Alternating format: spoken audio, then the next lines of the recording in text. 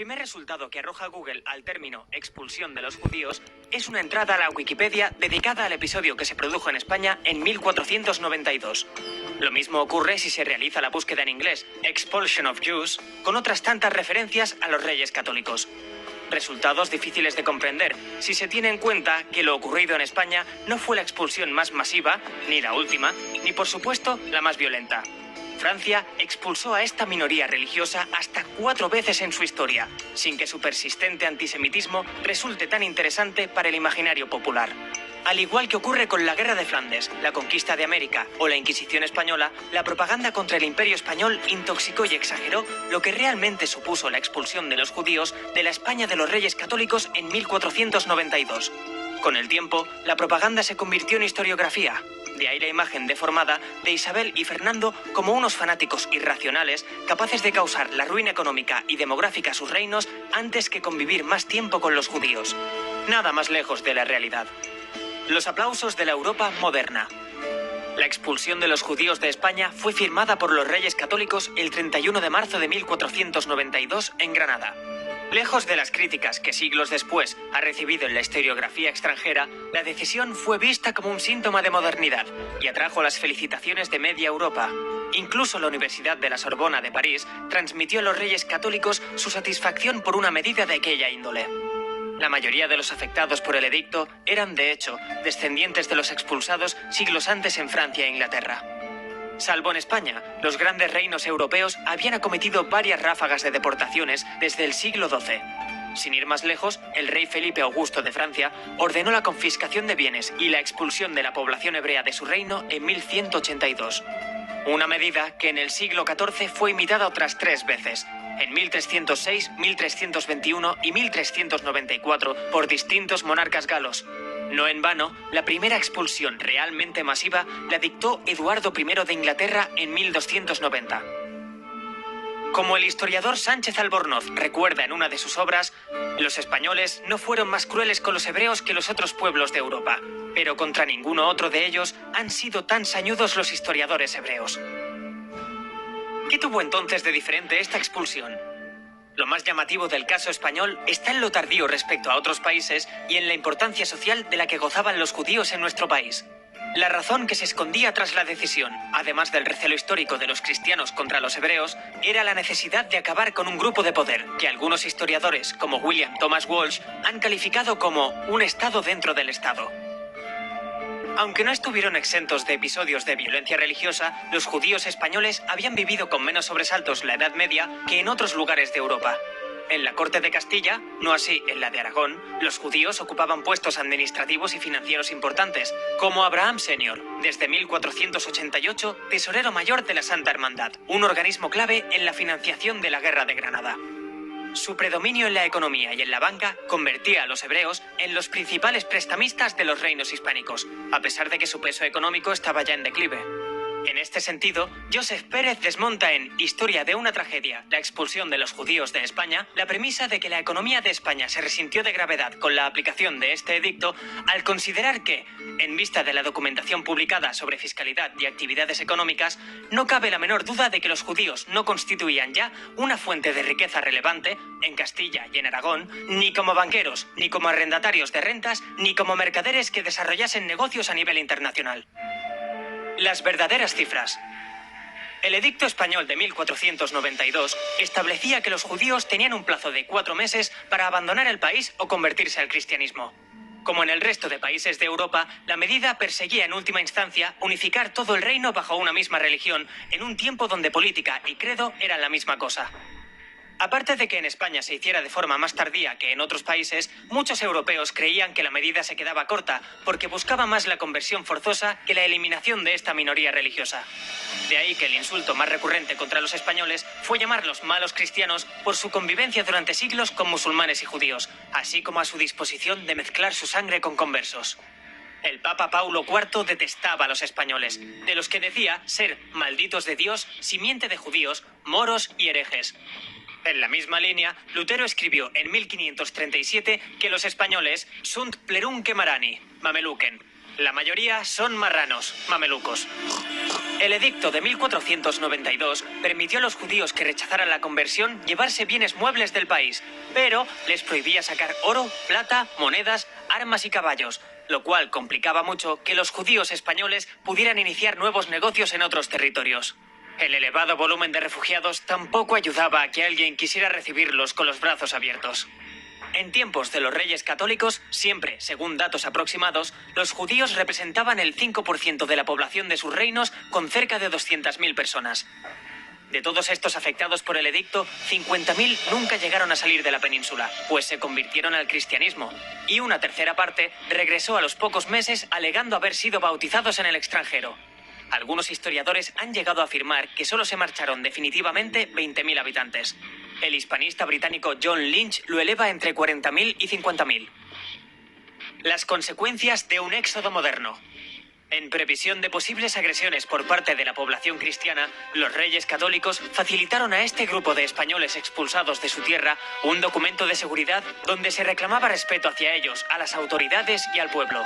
Una medida que no evitó la trágica estampa de miles de hombres, mujeres y niños cargando con sus escasas pertenencias por maltrechos caminos. No había cristiano que no tuviese dolor de ellos. Iban por los caminos de campos por donde iban con muchos trabajos y fortunas, unos cayendo, otros levantando, unos muriendo, otros naciendo, otros enfermando. Describió en sus crónicas Andrés Bernaldez.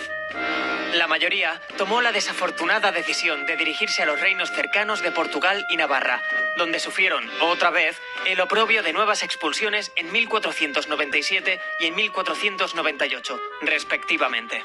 Desde Portugal, un gran porcentaje se dirigió al norte de Europa, evitando la matanza de Lisboa en 1506 o las deportaciones masivas a Santo Tomé y Príncipe, en el Golfo de Guinea, reservadas para los judíos que omitieron las órdenes de la corona portuguesa. Los refugiados de Navarra se instalaron en Bayona, en su mayoría, donde también fueron expulsados poco después.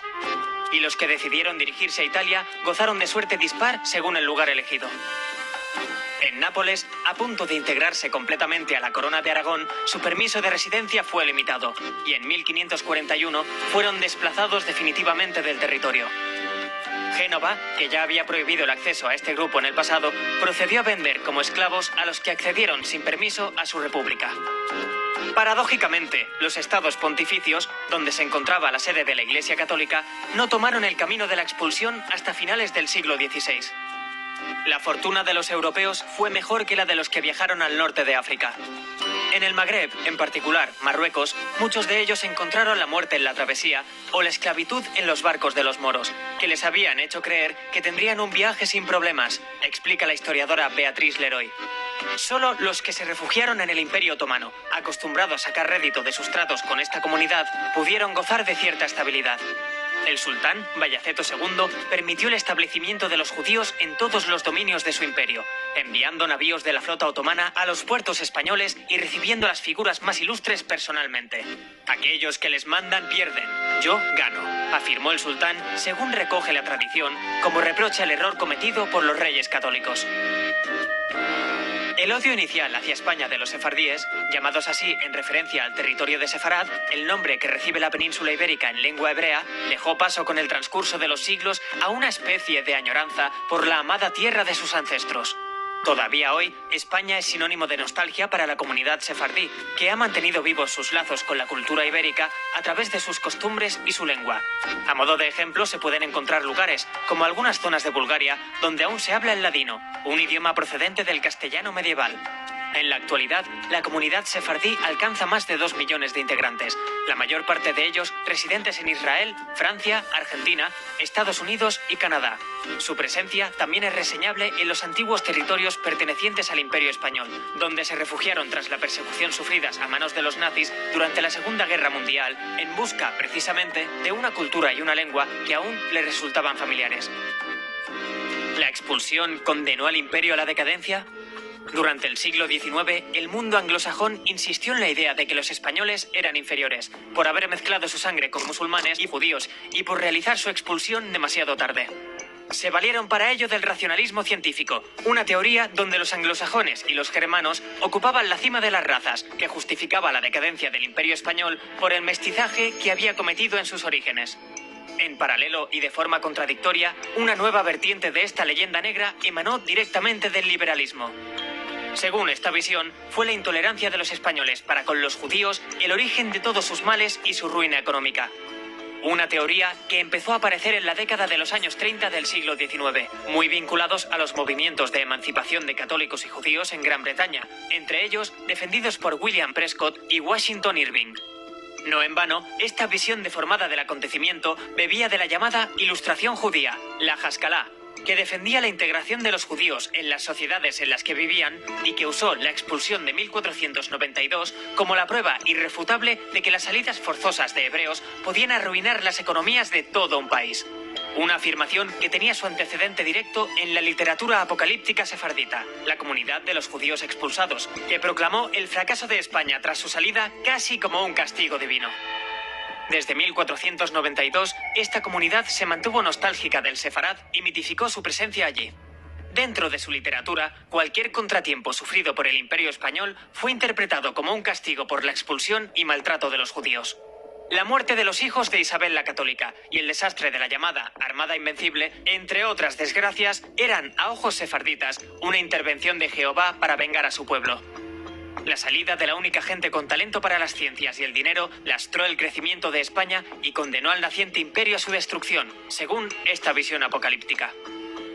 Así y todo, la idea de que España se desinfló a partir de la expulsión parte de la premisa cuestionable de que el tiempo anterior a este acontecimiento fue de un gran esplendor para Castilla y de que los judíos habían contribuido a la grandeza de los reinos hispánicos de forma decisiva.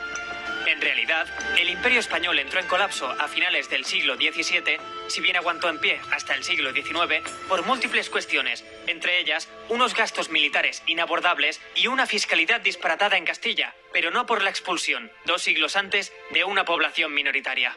Todo lo que sabemos ahora demuestra que la España del siglo XVI no era precisamente una nación económicamente atrasada.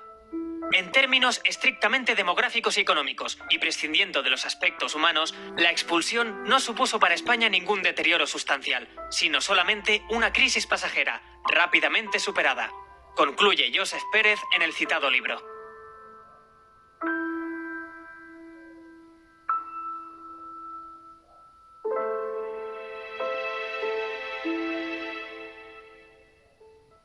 ¿Quieres ser miembro del canal? Al lado del botón de suscripción hay un botón que pone unirse. Haciéndote miembro del canal obtendrás insignias y emojis personalizados. También garantizarás la viabilidad económica del canal. Haremos directos privados exclusivos. Verás los vídeos antes que nadie y podrás elegir qué vídeos quieres que hagamos. Es una aportación mensual que puedes pagar vía PayPal o con tarjeta de crédito. Para finalizar, le das a comprar y ya está.